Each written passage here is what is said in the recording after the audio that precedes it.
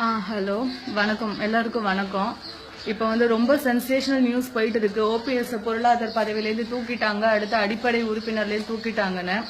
நான் ஒரு அம்மாவோட விசுவாசி. நான் ஒரு ஏடிஎம்கேக்கு ஓட்டு போட்டிருக்கேன். அம்மாக்கு ஏடிஎம்கேக்கு ஓட்டு போடல, அம்மாக்கு ஓட்டு போட்டிருக்கேன். என்னோட ஓட்டு அம்மாக்கு இருக்கு, அந்த உரிமையில நான் பேசுறேன்.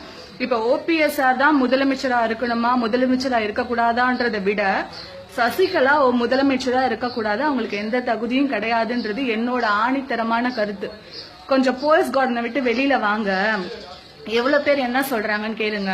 நீங்க என்ன முதலமைச்சரையே மிரட்டி வாங்கிருக்கிறீங்களே, ஏன்னா தமிழ்நாட்டை மொத்தத்தையும் மிரட்டி வாங்கிடலான்ற எண்ணமா உங்களுக்கு?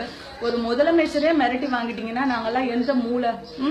உங்களுக்கு ஏடிஎம்கேல உங்களுக்கு நாட்டுக்கு பணி செய்யணுமா, கட்சி பண்ணிப்பா, நாட்டு மக்களோட இதுதான் உங்களுக்கு ரொம்ப முக்கியம் சொன்னா புதுசா ஒரு கட்சி தொடங்குங்க, தொடங்கி மக்களுக்கு சேவை பண்ணுங்க. உங்களுக்கு சேவை தான் முக்கியம் சொன்னா, தமிழ்நாட்டோட நலன் தான் முக்கியம் சொன்னா ஏடிஎம்கேவை எடுக்காதீங்க. அது எங்க அம்மாவோட கட்சி. மக்களுக்காக நான், மக்களால் நான் சொன்னவங்க. அவங்க ஒருத்தங்களை தேர்ந்தெடுத்திருக்காங்க, அவங்களுக்கு நீங்க மரியாதை கொடுக்கறதா இருந்தா நீங்க எப்படி பன்னீர்செல்வம் நீங்க எடுக்குவீங்க, அவரோட பதவியிலேருந்து எடுப்பீங்க? ஏடிஎம்கே சசிகலாக்குன்னு சொன்னா எங்களுக்கு ஏடிஎம்கேவே வேணாம். ஆனா அது சசிகலா, அது ஏடிஎம்கே கிடையாது, அம்மாவோட கட்சி. அம்மா பன்னீர்செல்வத்தை உட்கார வச்சாங்க. இன்னும் 10% தான் சொல்லியிருக்காங்க, மிச்ச 90% என்னமோ தெரியல. ஒரு முதலமைச்சருக்கே இந்த நன்மை. உங்களை முதலமைச்சரா ஏத்துக்கிற மனநிலைமையில தமிழ்நாட்டு மக்கள் இல்லங்க, அதை புரிஞ்சுக்கோங்க. நீங்களா ஒரு நாளைக்காச்சும் அந்த சேர்ல உட்காந்துருந்து எதுக்கு இப்படி ஆசைப்பட்டு உட்கார்ந்து இருக்கிறீங்க? அதுக்கான குவாலிபிகேஷன் கொஞ்சம் வெளியில வந்து பாருங்களேன். உங்க இந்த மாஃபியா கும்பல் இதை வச்சுக்கிட்டு நீங்க எல்லாத்தையும் எத்தனை பேரை மிரட்டுவீங்க? 130 பேரை பிடிச்சி உள்ள உட்கார வச்சிருக்கீங்க, மிரட்டுறீங்க. இருக்கிற அத்தனை பேர்த்தையும் என்ன பண்ண போறீங்க? எல்லாத்தையும் மிரட்ட போறீங்களா? வீட்டுக்கு ஒருத்தர் வெளியில வருவோங்க, வீட்டுக்கு ஒருத்தவங்க வெளியில வருவோம். நீங்க வேணான்னு சொல்லிட்டு வருவோம், எனக்கு இந்த கட்சி வேணும் அந்த கட்சி வேணும்னு வெளியில வரல. நீங்க வேணாம், எங்களுக்கு நீங்க வேணாம், உங்களுக்கு அந்த தகுதி இருக்குன்னு நாங்க நம்பல. உங்க தகுதியை நீங்க நிரூபிச்சுக்கணும்னா நீங்க புதுசா ஒரு கட்சியை தொடங்குங்க, மக்கள் பணியில இறங்குங்க. எங்க அம்மாவோட கட்சி ஏடிஎம்கே உங்களுக்கு கிடையாது.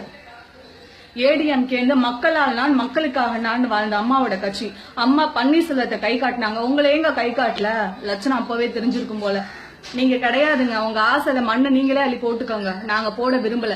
நீங்க வரணும்னு நினைச்சீங்கன்னா நாங்க வீட்டுக்கு ஒருத்தவங்க வீட்டை விட்டு வெளியில வருவோம். நீங்க வேணான்னு, எங்களுக்கு இவங்க வரணும் அவங்க வரணும்ன்றது முக்கியம் இல்ல. நீங்க வேணாம், நீங்க எங்களுக்கு முதலமைச்சர் கிடையாது. தமிழ்நாட்டோட ஆள்றதுக்கு தகுதி உங்களுக்கு கிடையாது.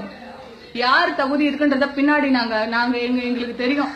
எவ்வளவு நாளும் முட்டாளா இருப்பாங்கன்னு நினைச்சிட்டு இருக்கிறீங்க. பன்னீர்செல்வம் சார் முதலமைச்சரா வராரு வரலன்றது செகண்டரி. இந்த ஸ்பீச் நீங்க முதல்வர் கிடையாது. எங்களோட முதல்வர் ஆகிறதுக்கு, எங்க தமிழகத்தை ஆள்றதுக்கு உங்களுக்கு தகுதி கிடையாது. ஏதோ கொஞ்சம் கொஞ்சமா வளைச்சு போட்டுருந்தீங்க, மொத்தத்தையும் வளைச்சு போட்டுக்கலாம்னு ஆசையா உங்களுக்கு எல்லாம்?